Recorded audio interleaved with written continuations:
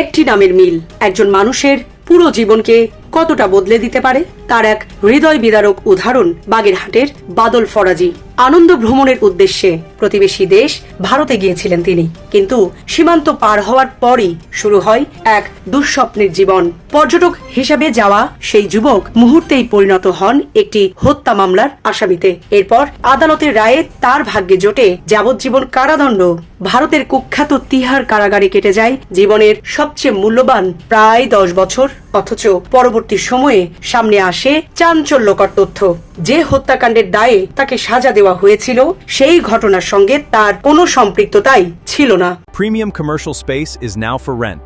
Featuring ample parking and excellent accessibility, this 4,200 square foot space is ready. Elevate your business and call us today. 2008 সালের 13 জুলাই পর্যটক ভিসায় ভারত ভ্রমণে যান বাগেরহাটের বাদল ফরাজি। সীমান্ত অতিক্রম করার পরপরই ভারতের সীমান্তরক্ষী বাহিনী বা বিএসএফ তাকে আটক করে। সে সময় দিল্লির অমর কলোনিতে এক বৃদ্ধাকে হত্যার অভিযোগে বাদল সিং নামে একজনকে খুঁজছিল ভারতীয় পুলিশ। নামের মিল থাকায় ভুলবশত বাংলাদেশি নাগরিক বাদল ফরাজিকেই সন্দেহভাজন হিসাবে গ্রেফতার করা হয়। গ্রেফতারের পর থেকেই শুরু হয় তার দুর্ভোগ। বাদল ফরাজি ইংরেজি কিংবা হিন্দি ভাষা জানতেন না, ফলে তিনি যে বাংলাদেশের নাগরিক, তিনি যে পর্যটক হিসাবে ভারতে এসেছেন এবং তিনি যে খোঁজা হচ্ছে এমন ব্যক্তি নন, এই মৌলিক বিষয়গুলো তদন্তকারী কর্মকর্তাদের বোঝাতে পারেননি। ভাষাগত সীমাবদ্ধতা, পর্যাপ্ত আইনি সহায়তার অভাব এবং পরিচয় যাচাইয়ের গুরুতর ত্রুটির কারণে তিনি ধীরে ধীরে একটি হত্যা মামলার অভিযোগে যুক্ত হয়ে পড়েন। দিল্লির নিম্ন আদালতে তার বিরুদ্ধে বিচার শুরু হয়। পরে সেই রায় বহাল রাখে দিল্লি হাইকোর্টও। হত্যা মামলায় তাকে যাবজ্জীবন কারাদণ্ড দেওয়া হয়। এভাবেই একজন বাংলাদেশি পর্যটক ভারতের অন্যতম নিরাপত্তা বেষ্টিত তিহার কারাগারে বন্দী জীবন কাটাতে বাধ্য হন। বছরের পর বছর কেটে যায় কারাগারের অন্ধকার প্রকোষ্ঠে। পরিবারের কাছ থেকে বিচ্ছিন্ন হয়ে একসময় তিনি যেন ভুলে যাওয়ায় এক মানুষে পরিণত হন। প্রায় 1 দশক পর বাংলাদেশ ও ভারতের মধ্যে স্বাক্ষরিত ট্রান্সফার অফ সেন্টেন্সড পার্সনার্স বা দণ্ডপ্রাপ্ত বন্দী বিনিময় চুক্তির আওতায় 2018 সালের 6 জুলাই বাদল ফরাজিকে দেশে ফিরিয়ে আনা হয়। প্রয়োজনীয় আনুষ্ঠানিকতা শেষে তাকে ঢাকার কেন্দ্রীয় কারাগারে পাঠানো হয়, যাতে তিনি বাকি সাজা বাংলাদেশেই ভোগ করেন। দেশে ফেরার পরই নতুন করে আলোচনায় আসে তার মামলা। সুপ্রিম কোর্টের আইনজীবী ব্যারিস্টার মোহাম্মদ হুমায়ুন কবির পল্লব হাইকোর্টে একটি রিট আবেদন করেন।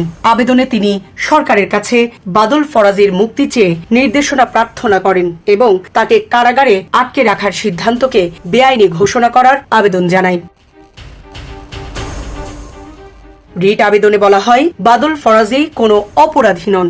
ভারতীয় আদালত যে ব্যক্তিকে হত্যার দায়ে দোষী সাব্যস্ত করেছিলেন তিনি ছিলেন ভারতের নাগরিক বাদল সিং, কিন্তু ভারতীয় আইন শৃঙ্খলা বাহিনী ভুল করে বাংলাদেশি নাগরিক বাদল ফরাজিকেই গ্রেফতার করে এবং সেই ভুল পরিচয়ের ভিত্তিতেই বিচার প্রক্রিয়া সম্পন্ন হয়। হাইকোর্টের বিচারপতি JBM হাসান ও বিচারপতি মোহাম্মদ খায়রুল আলমের সমন্বয়ে গঠিত বেঞ্চ ওই রিটের শুনানি নিয়ে আদেশের জন্য দিন নির্ধারণ করেন। ঘটনার সূত্রপাত হয়েছিল 2008 সালের 6 মে। সেদিন দিল্লির অমর কলোনিতে এক বৃদ্ধা খুন হন।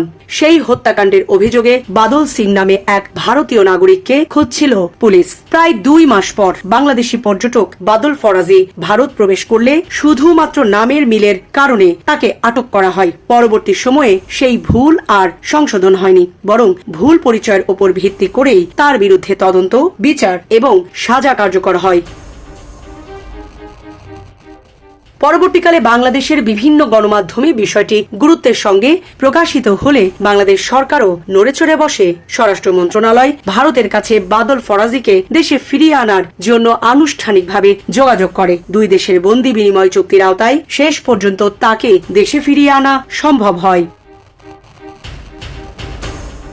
মানবাধিকার কর্মীদের মতে বাদল ফরাজির ঘটনা শুধু ভুল পরিচয়ের নয়, এটি ভাষাগত প্রতিবন্ধকতা ও আইনি সহায়তার অভাবেরও একটি নির্মম উদাহরণ। একজন মানুষ নিজের নির্দোষতার কথা বলতে না পারায়, নিজের পরিচয় প্রমাণ করতে না পারায় এবং যথাযথ আইনি সহায়তা না পাওয়ায় বছরের পর বছর কারাগারে কাটিয়েছেন। জীবন অবাক না করলে কে করবে? 28% মিল্ক ফ্যাটের অবাক করার সাথে ফ্রেশ মিল্ক পাউডার। জীবন অবাক করুক প্রতিদিন। আজও বাদল ফরাজির ঘটনা বাংলাদেশ ও ভারতের বিচার ব্যবস্থায় ভুল পরিচয়ে সবচেয়ে আলোচিত ঘটনাগুলোর একটি হিসাবে উল্লেখ করা হয়। একটি নামের মিল, একটি ভুলের গ্রেফতার এবং সেই ভুল সংশোধনে বছরের পর বছর বিলম্ব, সব মিলিয়ে তার জীবন থেকে হারিয়ে গেছে প্রায় 1 দশক। হারিয়ে যাওয়া সেই সময় আর কখনোই ফিরে আসবে না, কিন্তু তার ঘটনা আজও মনে করিয়ে দেয় পরিচয় যাচাই, ন্যায় বিচার এবং আইনি সহায়তার ক্ষেত্রে সামান্য